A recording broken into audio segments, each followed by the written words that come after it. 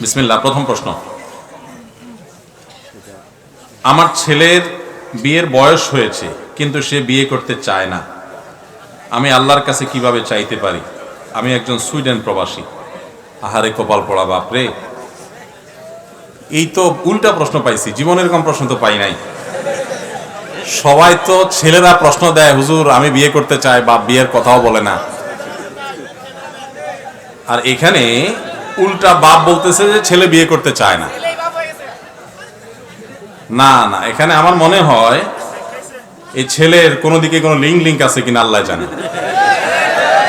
কারণ হলো, বাপ মা বিয়ে করাতে চাইলে সেখানে না না করা, এটা কখনো কখনো অন্য কোনো দিকে অবৈধ সম্পর্ক থাকলে, হারাম রিলেশন থাকলে, তখন দেখা যায় বাপ মার বিয়ের আবদারকে, দাবিকে, প্রস্তাবকে অগ্রাহ্য করে। আমি জানি না এক্ষেত্রে সেটা হয়েছে কিনা, পুরো শিওর না, এটা একটা সম্ভাবনা মাত্র। তো অবশ্যই এই ব্যাপারে প্রকৃত ঘটনা কি সেটা দেখা দরকার, যাচাই করা দরকার, এবং সেই সাথে তার যে কোনো সমস্যা হোক সেটার যথাযথ সমাধান বের করা দরকার। এগুলো এভাবে প্রশ্ন না করে এলাকার আলেমুল আমাদের সাথে সাক্ষাৎ করে ছেলের প্রকৃত অবস্থা উদ্ঘাটন করে তারপরে পদক্ষেপ নেওয়া উচিত। চুল দাড়ি পেকে গেলে কলব বা কালো করলে অজু হয় কিনা, এ বিষয়ে অনুগ্রহ করে বলবেন। চুল বা দাড়ি যদি কালো হয়ে যায় তাহলে নবী করিম সাল্লাল্লাহু আলাইহি সাল্লাম সেটাকে, সাদা যদি হয়ে যায়, চুল দাড়ি যদি সাদা হয়ে যায় পেকে বা যেভাবে হোক সাদা হয়ে যায়, নবী সাল্লাল্লাহু আলাইহি সাল্লাম নির্দেশ করেছেন গাইয়িরু হাদা শাইয়িব, তোমাদের চুল দাড়ি সাদা হয়ে গেলে সেগুলোকে তোমরা পরিবর্তন করো, সাদা রাখিও না। কিন্তু পরিবর্তন করতে গিয়ে, মানে সাদাকে অন্য রঙে রূপান্তর করো, কিন্তু সেটা করতে গিয়ে অজান্নে বুঝছে তোমরা কালো কালার আবার করবা না, কালো কলব দিবা না, তাহলে কি করবা? লাল কালার করো, মেহেদির কালার করো, অন্য কিছু করো, কিন্তু কালো কালার করা যাবে না। এই জন্য সাদা চুল, সাদা দাড়ি, এটাকে মেহেদির কালার ইত্যাদিতে করা সুন্নাহ। এখন কালো করা যাবে না কেন? আল্লাহ ভালো জানেন, আল্লাহ রসুল ভালো জানেন কেন নিষেধ করা হয়েছে, আল্লাহ তাআলা ভালো জানেন। কিন্তু এর পাশাপাশি অনেক উলামায়ে কেরাম ধারণা করেন যে এটা অনেক সময় মানুষ বয়স লুকাবার জন্য করে। কারণ হয়তো বয়স লুকাবার ব্যাপার নাই, জোয়ান বয়সেই সব সাদা হয়ে গেছে, তো নির্দেশ সবার জন্য সমানভাবে থাকবে, কেউ কালো করবেন না, সাদা চুল সাদা দাড়িকে কালো করবেন। কিন্তু যদি কেউ কালো করে তাহলে তার অজু হবে না, ব্যাপারটা সেরকম না। কারণ অজু হবে না তখন যখন চুল বা দায়ের উপরে আলাদা কোনো প্রলেপ পড়বে, আলাদা একটা স্তর পড়বে, অনেক মোটা হয়ে যাবে এক একটা। ওই রকম সাধারণত আপনার মেহেদি বা এ জাতীয় কোনো কালার ব্যবহার করলে সেটার ফলে আলাদা কোনো স্তর পড়ে না। যদি স্তর পড়ে যায় তাহলে ভিন্ন কথা। যেমন নখের উপরে আপনি নীল পলিশ লাগাইলেন, তাহলে কি হয়? আলাদা স্তর পড়ে না, যেটা খসে খসে পড়ে, তাহলে ওইটার কারণে অজু হবে না, যেহেতু আপনার ওই নখের উপরে পানি যাচ্ছে না, উপরে ওই প্রলেপ আছে যে নেল পলিশের, সেজন্য। তো চুল বা দাড়ি যদি কেউ কালো করে তো সেটা গুনাহের কথা, সেটা ভিন্ন বিষয়, কিন্তু এর ফলে অজু হবে না, ব্যাপারটা সেরকম না। মেহেদি, বাজারের যে আর্টিফিশিয়াল মেহেদি আছে, সেটা যদি আপনি চুল দাড়িতে ব্যবহার করেন, হাতে ব্যবহার করেন, যদিও হাতে ব্যবহার করবে মহিলারা, হাতে পুরুষদের জন্য ব্যবহার করা সুন্নত না। হাতে মেহেদি দিবে কারা? মহিলারা। এখন আমাদের দেশে পুরুষরাই আধা মহিলা হয়ে যেতে চায়, এটা সুন্নার খেলাফ। যাই হোক, তো এই মেহেদি যদি কেউ আর্টিফিশিয়ালটা ব্যবহার করে, টিউব মেহেদি যেটা, তো এর ফলেও অজু হবে, কোনো অসুবিধা নেই। অনেক সময় আর্টিফিশিয়াল মেহেদি ব্যবহার করলে উপর থেকে দেখবেন খসে খসে পড়ে, ওইটা আলাদা কোনো স্তর বা আবরণ না, প্রলেপ না, ওইটা হলো সেখানে এক ধরনের অ্যাসিডের মতো এক ধরনের কেমিক্যাল ইউজ হয়। সেই কেমিক্যালটা কোথাও একটু বেশি পড়লে চামড়ার উপরের একটা পাতলা লেয়ার আছে, ওইটা পুড়ে যায়, ওইটা পড়ে খসে, এছাড়া আর কিছু না। তো যার কারণে আর্টিফিশিয়াল মেহেদি ব্যবহার করলেও অজু হবে, গোসল হবে, অজু গোসল হবে না, ব্যাপারটা সেরকম না। আমি একজন বিধর্মী, আমার নাম বসু দত্ত, না বুশ দত্ত, বুশ দত্ত। আমার প্রশ্ন হলো, আমি বিধর্মীর ঘরে জন্মগ্রহণ করলাম, আমি ঈমান গ্রহণ করতে পারলাম না, মরার পরে আমাকে জাহান্নামে নিক্ষেপ করা হবে, এখানে আমার দোষটা কি? আল্লাহ চাইলে আমাকে তো ঈমানদার বানাতে পারতেন। ভাইরা আমার, আল্লাহ সুবহানাহু ওয়া তাআলা মানুষকে যেই ঘরেই জন্মগ্রহণ করান না কেন, প্রত্যেকটা মানুষকে বিবেক দিয়েছেন। যাকে আল্লাহ বিবেক দেন নাই, জন্ম থেকেই বিবেকহীন, সে জাহান্নামে যাবে না। কিন্তু আল্লাহ তাআলা যদি কাউকে বিবেক দিয়ে থাকেন, তাহলে সে বিবেক খরচ করবে যে সে সঠিক ধর্মের উপর আছে না নাই। আমার প্রশ্ন হলো ভাই, বুশ দত্ত বা বসু দত্ত যেই নামই হোক আপনার প্রতি, বুশ দত্ত না, বুশ দত্ত ভাই আপনার প্রতি আমার প্রশ্ন হলো, আল্লাহ সুবহানাহু ওয়া তাআলা আপনাকে বানিয়ে আল্লাহ আপনাকে বিবেক দিয়েছেন কি দেন নাই? এবং আপনি যে বাপদাদা ধর্মের অনুসরণ করছেন, সেই ধর্মটা কোরআনে কারিমের বর্ণনা অনুযায়ী মানুষের বানানো। আল্লাহ বলছেন যে ওয়ামান ইয়াবতাগি গায়রাল ইসলামি দীনান ফালান ইউকবালা মিনহু, যে ব্যক্তি ইসলাম ছাড়া অন্য কোনো ধর্ম আল্লাহর কাছে এনে হাজির করবে, সেটা আল্লাহ অ্যাকসেপ্ট করবেন না। কোরআনে আল্লাহ তাআলা বলছেন, এবং আল্লাহ সুবহানাহু ওয়া তাআলা বলেছেন ইন্নাদ দীনা ইনদাল্লাহিল ইসলাম, দ্বীন একমাত্র আল্লাহর কাছ থেকে আসছে ইসলাম। অতএব এই যে নির্দেশনার কারণে আপনি আপনার বিবেক খরচ করে একটু সত্য অনুসন্ধান করার চেষ্টা করেছেন কিনা, শাস্তি হবে সেজন্য যে তোমার বিবেককে ব্যবহার তুমি করেছো কি করো নাই।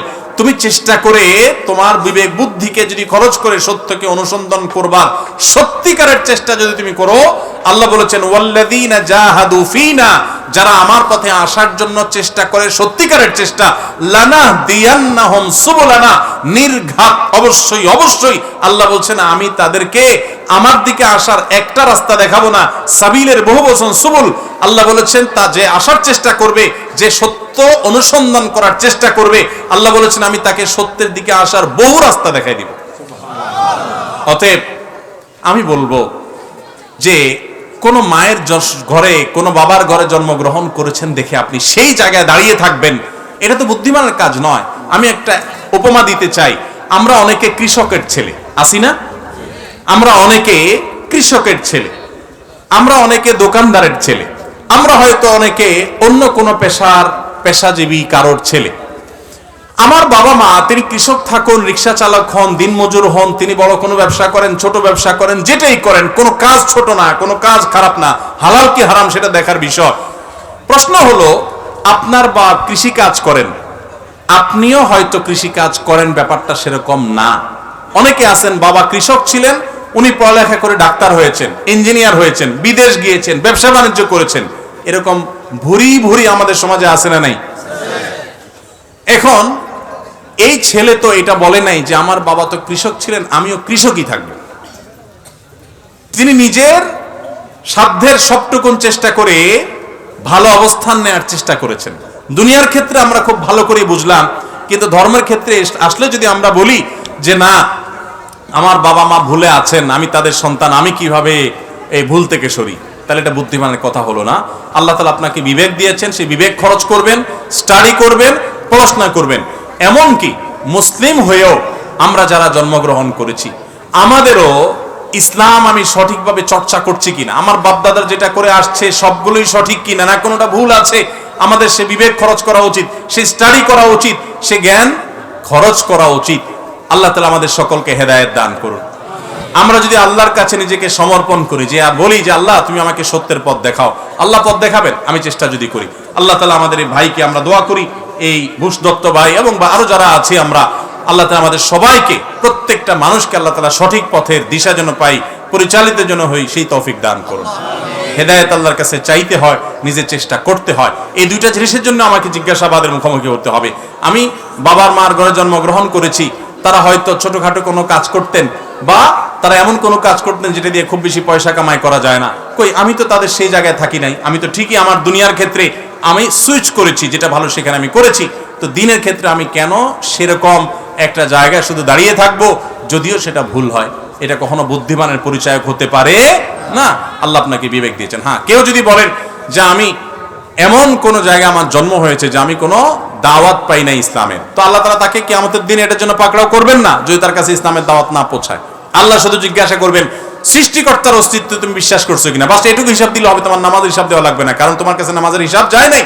কেউ জঙ্গলে জন্মগ্রহণ করেছে, সেখানে কোনো সভ্যতার ছোঁয়া যায় নাই, তো তার জন্য ইসলাম সেটাই বলে যে তার কোনো হিসাব নাই। শুধু তুমি কোত্থেকে আসলে, এই সব পৃথিবী সৃষ্টি জগৎ তৃণলতা এমনি এমনি আসছে, কোন সৃষ্টিকর্তার অস্তিত্ব তুমি বিশ্বাস করেছো কিনা, তাওহীদে বিশ্বাসী ছিল কিনা, বাস এটুকু বিশ্বাস করতে পারলে যার কাছে কোনো দাওয়াত পৌঁছে না ইসলামের, সে নাজাত পেয়ে যাবে ইনশাআল্লাহ।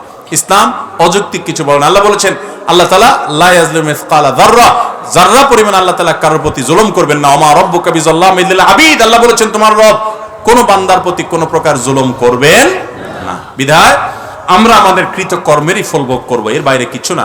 আল্লাহ আমাদের সবাইকে হেদায়েত দান করুন। জাদু টোনা করে, এক শাশুড়ি সংসার ভাঙার জন্য বিভিন্ন জাদু টোনা করে, আর সেটা তার ছেলে জানার পরও মায়ের পক্ষ নিয়ে থাকে, মায়ের দোষ ঢাকার চেষ্টা করে, সেক্ষেত্রে ঘরের বউয়ের কি করা উচিত? আমাদের সমাজে অনেক শাশুড়ি, এমনকি অনেক বৌমা, এমনকি অনেক ননদ, অনেক ভাবি, অনেক পুরুষ, অনেক মহিলা এই কাজ করে। নিজের ঘরের নিজের কাছের লোকজনকে বসে আনার জন্য বা বিভিন্ন উদ্দেশ্যে জাদুকরের কাছে যায়, জাদু করে, ব্ল্যাক ম্যাজিশিয়ানদের কাছে যায়, ব্ল্যাক ম্যাজিকের আশ্রয় নেয়। পরিষ্কারভাবে শুনে রাখেন, কোন কবিরাজের কাছে যদি কোনো জাদু টোনার জন্য যান, সাথে সাথে আপনার আমল নামায় সবচেয়ে ভয়াবহ বড় কবিরা গুনাহের ভিতরে একটি লেখা হবে। এবং শুধু তাই নয়, এই জাদুকর যারা এই জাদুর কাজটা করে দেয় মানুষকে, ইসলামের দণ্ডবিধিতে তাদের শাস্তি হলো মৃত্যুদণ্ড, সবচেয়ে কঠিন শাস্তি, চরম শাস্তি তাদের, কারণ গোটা সমাজকে অস্থিতিশীল করে দেয়। ভাইরা আমার, অনেকে আছেন আপোষের জন্য তাবিজ আনতে চান, পরিষ্কার ভাবে বলে দেই এগুলো হারাম। নিজের বৌমাকে আপোষ করবেন, ছেলেকে আপোষ করবেন, জামাইকে আপোষ করবেন, শাশুড়িকে আপোষ করবেন, ভাইকে আপোষ করবেন, অথবা যাতে করে বউ এর কথা স্বামী না শুনে, স্বামীর কথা বউয়ে না শুনে, শাশুড়ি যেন ছেলের কথা না শুনে, অথবা ছেলে যেন তার মায়ের কথা না শুনে। এরকম নানান উদ্দেশ্যে আমাদের ঘরে ঘরে আজকাল এই আপনার কবিরাজদের কাছে গিয়ে তাবিজ আনা, তারপরে এই জাদুকরদের আশ্রয় নেওয়ার প্রবণতা দেখা যায়। পরিষ্কার হারাম, মনে রাখবেন।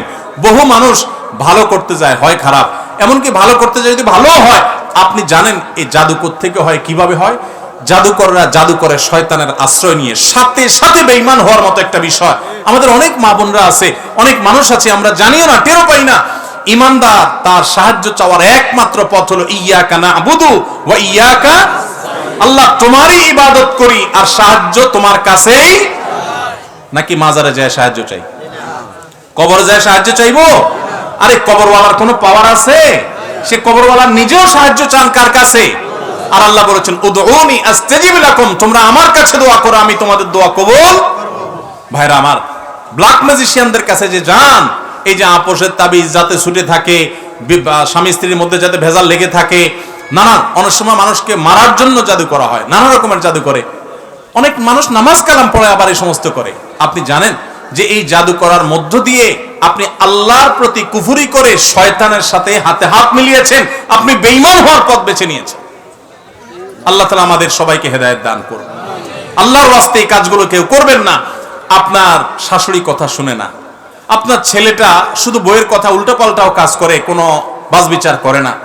আপনার ইমানদার হিসাবে সবচেয়ে বড় করণীয় এবং মূল করণীয় হলো সিজদায় পড়ে যান, 2 রাকাত নামাজ পড়েন, কিছু দান সাদাকা করেন, ভোর রাতে উঠে যান, চোখের পানি ফেলে আল্লাহর কাছে দোয়া করেন, আল্লাহ আমার ছেলেটাকে আপনি হেদায়েত দান করেন, আল্লাহ আমার মেয়েটাকে আপনি হেদায়েত দান করেন, আল্লাহ আমার শাশুড়িকে আপনি হেদায়েত দান করেন, আমার মাকে আপনি হেদায়েত দান করেন। এটা হলো ইমানদারের মূল সাহায্য চাওয়ার জায়গা। প্রত্যেক সূরা ফাতিহায় প্রত্যেক রাকাতে বলতেছেন ইয়্যাকা না'বুদু ওয়া ইয়্যাকা নাস্তাঈন, আল্লাহ আপনারই ইবাদত করি আর সাহায্য আপনার কাছেই। অথচ চলে যাচ্ছেন জাদুকরের কাছে, চলে যাচ্ছেন ওই সেই কবিরাজের কাছে, আর মুখে বলতেছেন আপনার কাছে সাহায্য হলো না। তো আপনি আল্লাহর কাছে সাহায্য চাইবেন, আল্লাহ আপনার সাহায্য করবেন, সমাধান করবেন, এবং হয়তো সময় লাগবে কিন্তু সমাধান হবে। আল্লাহ আমাদের সবাইকে এই গুনাহ থেকে বেঁচে থাকার তৌফিক দান করুন। কোন স্বামী যদি তার মা, কোন ছেলে যদি তার মার জাদু করার খবর জেনেও সেটাকে ধামাচাপা দেয়, সেও গুনাহগার, সেও গুনাহগার। সে মাকে এই সমস্ত অন্যায় থেকে বিরত রাখার উদ্যোগ নিতে হবে। এরপরে প্রশ্ন হলো, কোন ছেলে যদি অন্য মেয়ের সাথে লুকিয়ে কথা বলে বিয়ের পরে, তাহলে তার কি শাস্তি? বিয়ের পরে মানে ও বিবাহিত লোকে কাম করছে, ডেঞ্জারাস কথা। বিবাহিত মানুষ যদি বিবাহের পরে কাজ করে, বিবাহিত স্বামী স্ত্রী তারা তো লুকায়া প্রকাশে যেমনি খুশি এমনি কথা বলবে, এক্ষেত্রে কোনো বাধা ধরা নিষেধ নাই। আমাদের দেশে অনেক মূর্খতা এখনো গ্রামাঞ্চলে আছে।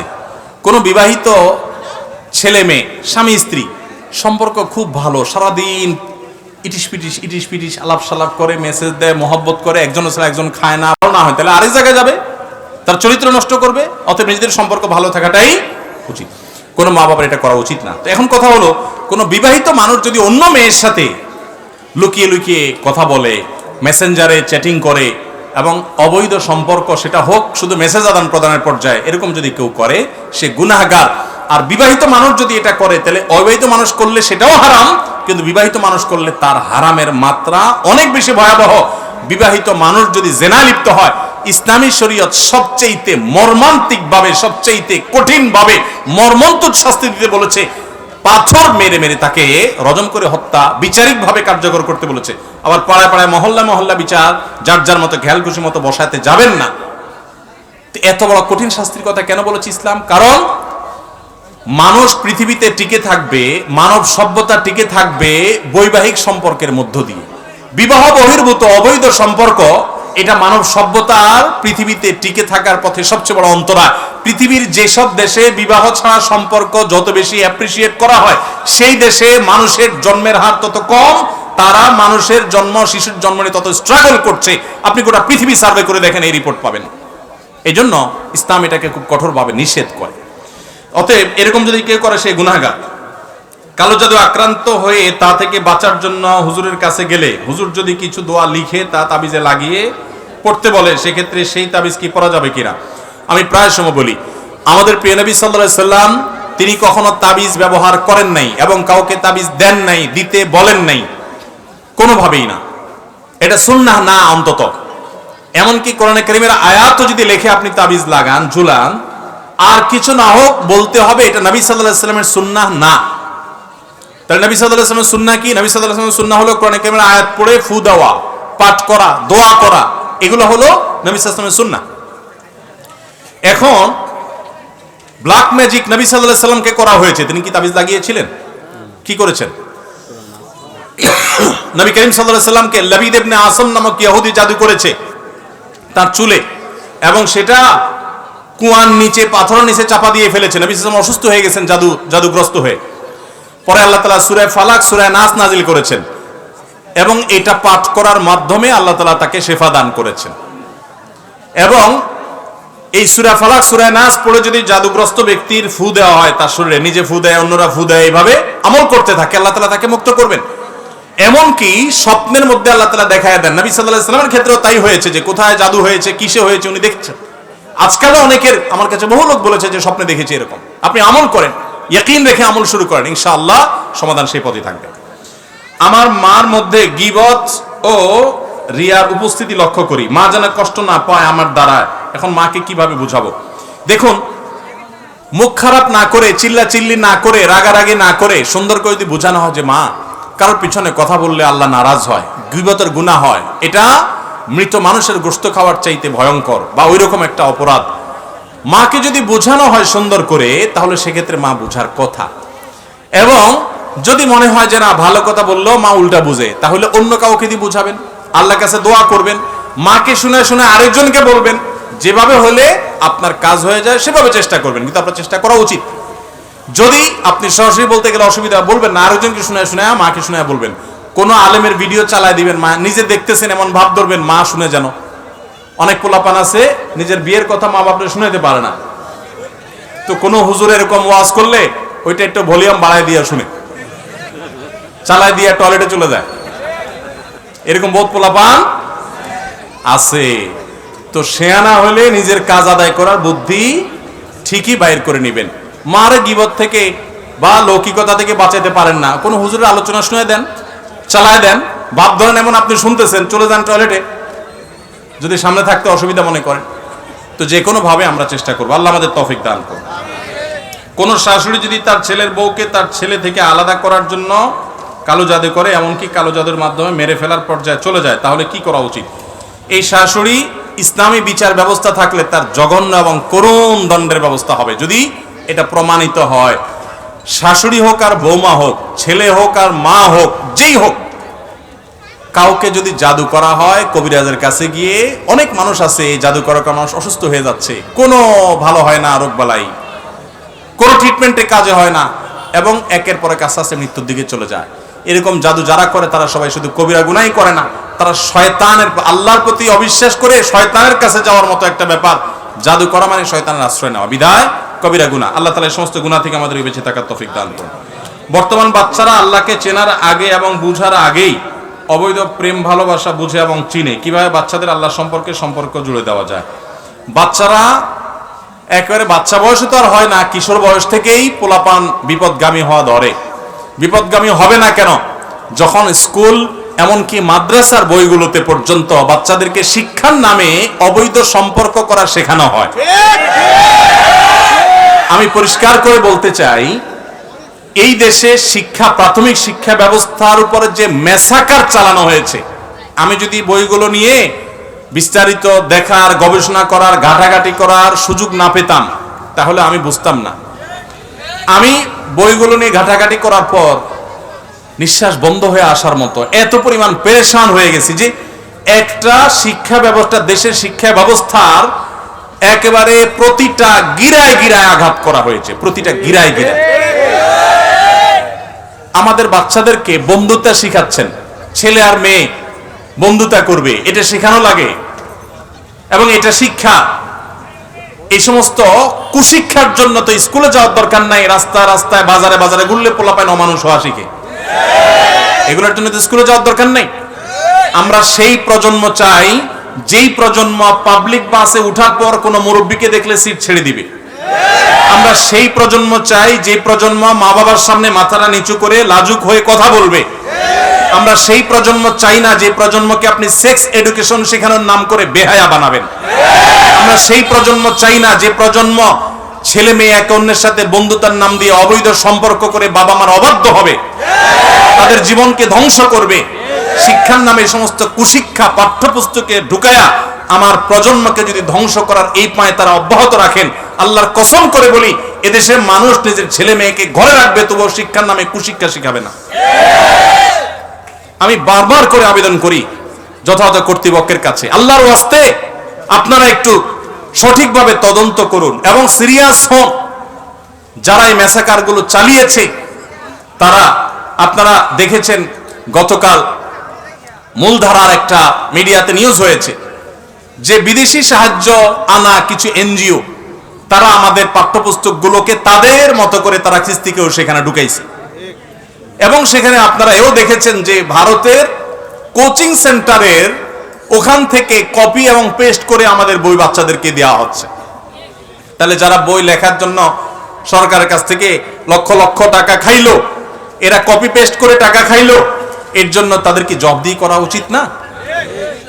আমাদের মাদ্রাসার ছেলে মেয়েদের বই পুস্তকে শিল্প সংস্কৃতির নামে সেখানে ঢোল, তবলা, হারমোনিয়াম বাজানো, গিটার বাজানো এগুলো শিখাচ্ছেন। কভারে, ভেতরের পাতায় পাতায় পাতায়, এমনকি মুসলমানদের ধর্ম শিক্ষার বইয়ে হিন্দু ধর্ম শিখাচ্ছেন। এই সমস্ত ফাইজলামতি আমার কাছে মনে হচ্ছে খুব সুপরিকল্পিতভাবে, সুনিপুণভাবে করা হচ্ছে। এদেশের মানুষকে অস্থিতিশীল করবার জন্য কোন একটা চক্র কাজ করছে। আমি অনুরোধ করব যথাযথ কর্তৃপক্ষকে সেগুলোকে খুঁজে বের করা হয় যেন। এদেশের মানুষ মাদ্রাসায় বাচ্চাকে কেন ভর্তি করে ভাই বলেন? স্কুলের সাথে মাদ্রাসার পার্থক্য আছে না নাই? যারা মাদ্রাসায় ছেলে মেয়েদেরকে দেয় তারা কেন দেয়? ইসলামী ভাবধারা দ্বারা সন্তানকে গড়ে তুলতে চায়, সেজন্যই তো। বাংলাদেশে কোন আলেম আছে যার নাম আপনি বলতে পারবেন যে আলেম ঢোল, তবলা, হারমোনিয়াম, গিটার এগুলা বাজানো জায়েজ মনে করে? থাকলে আমাদেরকে নামটা শোনান, আমরা জানতে চাই। কোন আলেম নাই, বিশ্বের কোন উল্লেখযোগ্য আর কোন আলেম নাই সারা পৃথিবীতে। সমস্ত আলেমদের ঐক্যমতে যে জিনিসগুলো হারাম, মাদ্রাসায় আমি আমার বাচ্চাকে ভর্তি করালাম কোরআন হাদিস শিখার জন্য, আলেম হওয়ার জন্য, ইসলামী মূল্যবোধ শেখার জন্য, তাকে সেখানে শিল্প সংস্কৃতির নাম দিয়া তাকে আপনি ইসলাম যেটা নিষেধ করে, হারাম করে, সেটা তাকে শিখাচ্ছেন। অর্থাৎ আমার বিশ্বাসের বিরুদ্ধে জিনিস আমাকে জোর করে শিখাচ্ছেন। এর নাম জুলুম ছাড়া আর কি হবে? এগুলোর বিরুদ্ধে আমাদের সবাইকে সচেতন হতে হবে, আমাদের সবাইকে সতর্ক করতে হতে হবে। আমাদের সন্তানদেরকে সমকামিতা শেখানো হচ্ছে। আপনারা শরীফার গল্পের কাহিনী শুনছেন না? সবচেয়ে অবাক লাগে যখন দেখি যে উপরের চেয়ারে বসা মানুষগুলো বলে যে হুজুররা মানুষকে ভুল বুঝায়, এটা হিজড়াদের গল্প। কত নম্বর ধূর্ত, প্রতারক এবং ভণ্ড হলে এরকম কথা বলতে পারে? গত বছরের গল্প আমি পড়েছি, এই বছরের গল্প আমি পড়েছি, হুবহু একই, শুধু ট্রান্সজেন্ডার শব্দের জায়গায় আপনি হিজড়া বা তৃতীয় লিঙ্গ লাগাই দিয়েছেন। এখন প্রশ্ন হলো, শরীফা, এই শরীফ থেকে যে শরীফা হয়েছে, এই কপাল পোড়া, এটা কি আসলে ট্রান্সজেন্ডার মানে লিঙ্গ পরিবর্তন করছে, নাকি হিজড়া জন্মগতভাবে সমস্যা? গল্প তো একই, তাহলে আসলে কোনটা? যদি বলেন যে ট্রান্সজেন্ডার, তাহলে এই বছরের পোলাপান তো হিজড়া পড়তেছে, তাহলে ভুল পড়তেছে। আর যদি বলেন যে শরীফা হিজড়া আসলে, তাহলে গত বছরের পোলাপান যে ট্রান্সজেন্ডার পড়ছে তারা তো ভুলটা পড়ছে।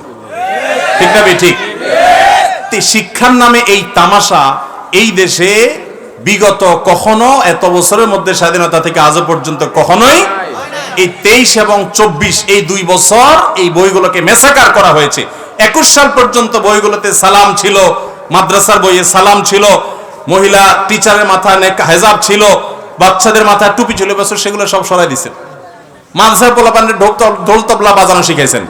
এরা চায় এদেশের স্কুল এবং আলিয়া মাদ্রাসাগুলো সব ছাত্র শূন্য হয়ে যাক।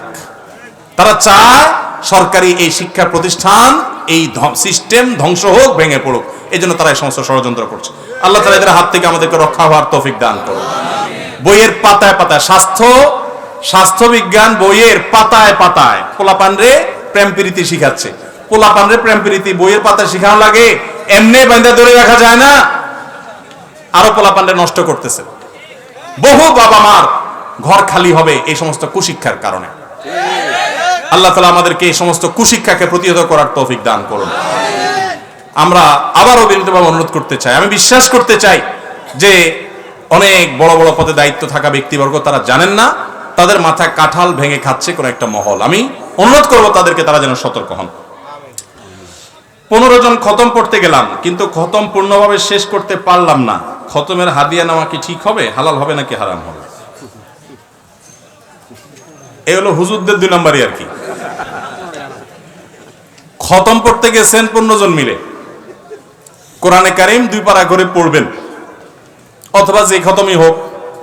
তো কোরআন খতম যদি হয় তাহলে 2 পারা করে পড়বেন। এখন 1 পারা আধা পারা একটু পড়লেন, পড়ে এবার বলছেন চল যাই, যে দাওয়াত দিছি এবারে তাতে হিসাব নিকাশ নিবে না, টাকাটা নিয়ে চলে গেলেন, বাকিটা পরে পড়ে দিব, আর পড়লেন না। তো এটা প্রতারণা এবং গুনাহ। আর যদি পুরাপুরি পড়ে ঠিকঠাক মতো তারপরে টাকা নিয়ে যান, তাহলে সেক্ষেত্রে হারাম খাওয়ার গুনাহ। অর্থাৎ 2 দিক থেকে কি গুনাহ। কথা বুঝেন নাই? যে পুরাটা ঠিকঠাক মতো পড়ে টাকা নিয়ে গেছে, সে একটা গুনাহ করছে, যে আল্লাহর কোরআন বেচা দিছে। কোরআন তেলাওয়াতের কোনো বিনিময় দেওয়াও জায়েজ নাই, নেওয়াও। আমাদের দেশে এখনো গ্রামে শহরে অনেক জায়গায় খতম পড়াই আমরা, আছে না নাই? আমি বলি, যারা টাকা পয়সা দিয়া খতম পড়ান তাদের আমও যায়, ছালাও যায়। কিভাবে আম ছালা যায় একটু ব্যাখ্যা করি। আল্লাহ কোরআনে বলেছেন, লাইসা লিল ইনসানি ইল্লা মা সাআ। কোরআনে কারীমে অন্তত 7 জায়গায় আল্লাহ তাআলা এই বিষয়ে কথা বলেছেন। ওয়াল্লা তাযরু ওয়াজরাতুন উযরা উখরা। কারোর পাপের বোঝাও কে বহন করবে না, কারোর সওয়াবের বোঝাও আরেকজন পাবে। যে নামাজ পড়বে সওয়াব সে পাবে। ব্যালেন্স এরকম ট্রান্সফার করা যায়, নামাজের সওয়াব এরকম ট্রান্সফার করা।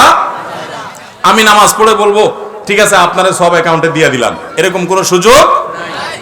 আমি কোরআন তেলাওয়াত করলাম, করে বললাম যে ঠিক আছে এটা আপনারা দিয়ে দিলাম, এরকম জীবিত মানুষ একজন আরেকজনের তরফ থেকে নামাজ রোজা করতে পারে না, নামাজ পড়তে পারে না।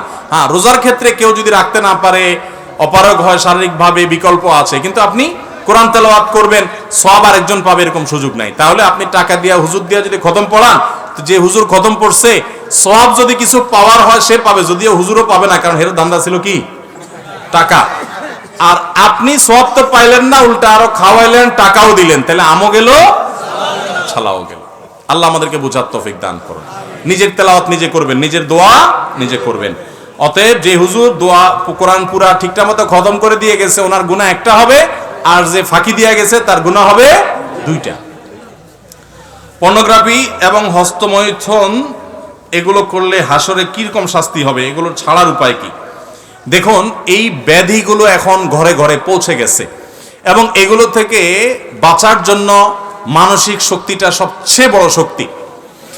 মনে রাখবেন, যারা এই সমস্ত রোগে আক্রান্ত, কিয়ামতের ময়দানে তারা জেনাকার, ব্যভিচারী হিসাবে উঠবে, এবং ব্যভিচারকারী সে জাহান্নামে তাকে নির্মমভাবে এইরকম শাস্তি দেওয়া হবে। এইরকম শাস্তি সে ভোগ করতে থাকবে। এবং নবী করিম সাল্লাল্লাহু আলাইহি সাল্লামকে মেরাজে আল্লাহ তাআলা দেখিয়েছেন। এই জন্য জাহান্নামের আগুনে আপনি এরকম কষ্টের মধ্যে যখন পুড়তে থাকবেন, তখন আপনার ব্যভিচারের সাজা কড়ায় গণ্ডে আপনি বুঝে পেয়ে যাবেন। আল্লাহর ওয়াস্তে নিজেকে নিয়ন্ত্রণ করেন, যৌবনকে কন্ট্রোল করেন এবং হারাম থেকে বেঁচে থাকার চেষ্টা করেন। এখন যদি বলেন যে উপায় কি, উপায় হলো কয়েকটা, আমি খুব সংক্ষেপে বলি। নাম্বার 1, উপযুক্ত হলে বিয়ে করে ফেলা হলো সবচেয়ে বড় সমাধান। নাম্বার 2, অনেক বিবাহিত মানুষের বদভ্যাস আছে, তাহলে সেক্ষেত্রে স্মার্টফোন চেঞ্জ করে ফেলা, বাটন ফোনে চলে যান 6 মাস 1 বছরের জন্য। বদভ্যাস দূর করার জন্য 6 মাস 1 বছর একটু জিম খিচে থাকেন, একটু অসুবিধা হবে, হোয়াটসঅ্যাপ ইমো ব্যবহার করতে পারবেন না, এতে এমন বড় কোনো ক্ষতি হবে না, কিন্তু আপনার আসল ক্ষতি থেকে বাঁচার জন্য এইটুকু আপনাকে করতে হবে। এবং নির্জনতা এটা অ্যাভয়েড করবেন, আল্লাহর কাছে চোখের পানি ফেলে দোয়া করবেন। ইনশাআল্লাহ এই সম্মিলিত চতুর্মুখী চেষ্টা করলে আল্লাহ তাআলা আপনাকে হেফাজত করবেন, আশা করা যায়। আপনার সমাজ সেবামূলক কাজগুলো আমাকে অনুপ্রাণিত করে, আমিও কিভাবে এরকম কাজ করতে পারি একটু নসিহত করবেন। আমরা সুন্নাহ ফাউন্ডেশন থেকে যে সমস্ত সেবামূলক কাজ করি, আপনারা যদি সেগুলো করতে চান, অনেক টাকা পয়সা লাগবে তা কিন্তু না। আপনার এলাকায় আপনি নিজে বিসমিল্লাহ পড়ে শুরু করে দেন। 2-4 জন বন্ধু মিলে একটা রাস্তা ভাঙা আছে, মাটি কেটে রাস্তার ভাঙাটা ঠিক করে দেন। একটা কালভার্ট ভাঙা আছে, পারলে সেখানে বাঁশ টাস কিছু দিয়ে মানুষের চলাচল উপযোগী করে দেন। আপনি যে কোনো কল্যাণমূলক কাজের উদ্যোগ নেন। রাস্তায় ময়লা পরিষ্কার করার জন্য বস্তা নিয়ে 2-4 বন্ধু মিলে একদিন বের হয়ে যান, এভাবে কাজ শুরু করে দেন। আল্লাহ আস্তে আস্তে সামনের দিকে যাওয়ার বরকত দেওয়ার সুযোগ দিবেন। এবং কোন একজন গভীর অভাব মানুষকে অভাব দূর করার জন্য সবাই মিলে সম্মিলিতভাবে চেষ্টা করেন, উদ্যোগ এভাবে শুরু করে দেন। আমাদের আসুন্নাহ ফাউন্ডেশন আজকে আলহামদুলিল্লাহ কোটি কোটি টাকার সেবামূলক কাজ আল্লাহ করার তৌফিক দিচ্ছেন। এটা একদিনে হয়ে যায় নাই, তিল তিল করে আল্লাহ তাআলা আমাদেরকে করিয়েছেন, আল্লাহই করিয়েছেন, আল্লাহরই ইহসান। কিন্তু আল্লাহ তাআলা আমাদেরকে ছোট ছোট কাজ থেকে আস্তে আস্তে উপর দিক নিয়ে আসছেন। এই জন্য আমি আপনাদেরকে বলবো, সাধ্যে যতটুকু আছে ততটুকু করেন। অনেক লোক আছে বললে যে আমার যদি আল্লাহ টাকা পয়সা দেয় তোমার আমি একটা হেলিকপ্টার কিনে দিব। এটা হলো সবচেয়ে বড় চিটারি কথা। তোমার হেলিকপ্টার কেনার যেটা ক্ষমতা থাকে না, ওইটা মানুষ উল্টে ফেলায় বেশি। তোমার ক্ষমতা এখন আছে আমার 1 কাপ চা খাওয়ানো, তুমি সেটা নগদে খাওয়াও। এটা হলো বুদ্ধিমানের কাম, এটা হলো সত্যিকারের কথা। আর 2 নম্বরে হলো যেটা নাই ওইটার কথা বলা। তো আপনার যা সাধ্য আছে তা দিয়ে আপনি শুরু করেন, আল্লাহ তৌফিক দান করুন। জুমার দিনে খুতবার পূর্বে যে আজান দেয়া হয়, ওই আজান না দিলে নামাজ হবে কিনা? জুমার পরে খুতবার আজান যদি মিস হয়ে যায়, না দেওয়া হয়, নামাজ হয়ে যাবে, নামাজ হবে না, ব্যাপারটা সেরকম না, সুন্নাত আদায় হলো না, এতটুকু। কোরআন মাজিদে অনেক আয়াতে আছে পৃথিবী 6 দিনে, কোথাও আছে 4 দিনে, কোথাও 2 দিনে সৃষ্টি করেছেন। এ সম্পর্কে বিস্তারিত জানালে উপকৃত হবে। দেখুন আল্লাহ সুবহানাহু ওয়া তাআলা কোরআন কারীমে বলেছেন, ইন্না রাব্বাকুমুল্লাহুল্লাযী খালাকাস সামাওয়াতি ওয়াল আরদা ফি সিত্তাতি আইয়াম। আল্লাহ তাআলা নবমণ্ডল ভূমণ্ডল সৃষ্টি করেছেন 6 দিনে। কয় দিনে সৃষ্টি করেছেন? যেখানে 2 দিন 4 দিনে কথা বলা আছে, সেখানে উদ্দেশ্য হলো আল্লাহ তাআলা নবমণ্ডল 2 দিনে, ভূমণ্ডল 2 দিনে, আকাশ 2 দিনে, পাতাল 2 দিনে সৃষ্টি করেছেন। আর 2 দিনে পাতালকে আল্লাহ তাআলা আপনার বসবাস উপযোগী এখানে পরিমিত করেছেন, প্রস্তুত করেছেন। এই হলো মোট 6 দিন। তাহলে আসমান জমিন মূলত 4 দিন সৃষ্টি হয়েছে, আর 2 দিনে ফিনিশিং আল্লাহ তাআলা দিয়েছেন জমিনকে। আল্লাহ সুবহানাহু ওয়া তাআলা চাইলে কোন বললেই সেটা হয়ে যায়, তাহলে 6 দিন নিলেন কেন? এই প্রশ্ন উত্তরে মুফাসসিরগণ অনেক জবাব দিয়েছেন। তার ভিতরে একটা জবাব এটাও যে আল্লাহ রাব্বুল আলামিন মানুষকে কাজের ধারাবাহিকতা শিক্ষা দেওয়ার জন্য সময় নিয়েছেন। যে পৃথিবীতে তোমরা যখন কাজ করবে, তো অনেক কাজ আছে যেগুলো সময় সাপেক্ষ, যেগুলো ধারাবাহিকতা রক্ষা করে করতে হয়, সিরিয়াল মেনটেন করে করতে হয়, ধীরে সুস্থে করতে হয়। এই শিক্ষাটা অর্জন করবার জন্য মানুষকে যেন সুযোগ পায়, সেজন্য আল্লাহ তাআলা এটা করেছেন। আল্লাহ চাইলে কোন বললেই সেটি হয়ে যায়, আল্লাহর জন্য কোনো সময়ের অপেক্ষা করতে হয় না। ভাইরা আমার, রাত অনেক হয়েছে, প্রশ্ন যেগুলো আছে আমরা সেই প্রশ্নগুলো ইনশাআল্লাহ নিয়ে যাচ্ছি। আজকে আমার মনে হয় এখানে শেষ করা দরকার, কারণ আমাদেরকে ফজর নামাজ পড়া লাগবে কি লাগবে না? কমিশনার সাহেবের একটা প্রশ্ন উত্তর দিতেই হবে। জমির আইল কাটলে কি শাস্তি হবে? কি শাস্তি হবে? ডক্টর সানাউল্লাহ সাহেব, কমিশনার সাহেব জানতে চেয়েছেন জমির আইল কাটলে কি শাস্তি হবে। জমির আইল কাটলে নবী করিম সাল্লাল্লাহু আলাইহি সাল্লাম বলেছেন, যে ব্যক্তি কারোর 1 বিঘত জমি, 1 বিঘত সম্পদ আত্মসাৎ করে, আইল কেটে নিজের জমিতে ঢুকায় ফেলে, আত্মসাৎ করে, 7 তবক জমিনকে আল্লাহ তাআলা তার গলায় ঝুলিয়ে দিয়ে তাকে ধসাতে থাকবেন। এটা তার শাস্তি হবে। বলুন নাউজুবিল্লাহ। আল্লাহ তাআলা এই গুনাহ থেকে আমাদেরকে বেঁচে থাকার তৌফিক দান করুন। আমরা অন্যের হক মারব না, নিজে সব সময় আল্লাহর ভয়ে ভীত সন্ত্রস্ত থাকব এবং সব সময় আমানত রক্ষা করব এবং কারোর হক মারব না। মনে রাখবেন, 1 পয়সা যদি কারোর আপনি মারেন, 1 পয়সা, তাহলে তার জন্য আল্লাহর কাছে কিয়ামতের দিন জবাবদিহি করতে হবে। সৎ মানুষ তারাই জান্নাতি হবে, অসৎ মানুষ জান্নাতি হবে না। অনেক মানুষ আছে এই লম্বা দাড়ি কিন্তু আইল ঠেলাঠেলির কাজেও ওস্তাদ, আছে না নাই? এই ওস্তাদের জন্য জান্নাত না, জান্নাত হলো সে ওস্তাদের জন্য যে নামাজও পড়ে আবার মানুষের হকও মারে না। আল্লাহ তাআলা আমাদের সবাইকে সব ধরনের গুনাহ থেকে বেঁচে থাকার তৌফিক দান করুন।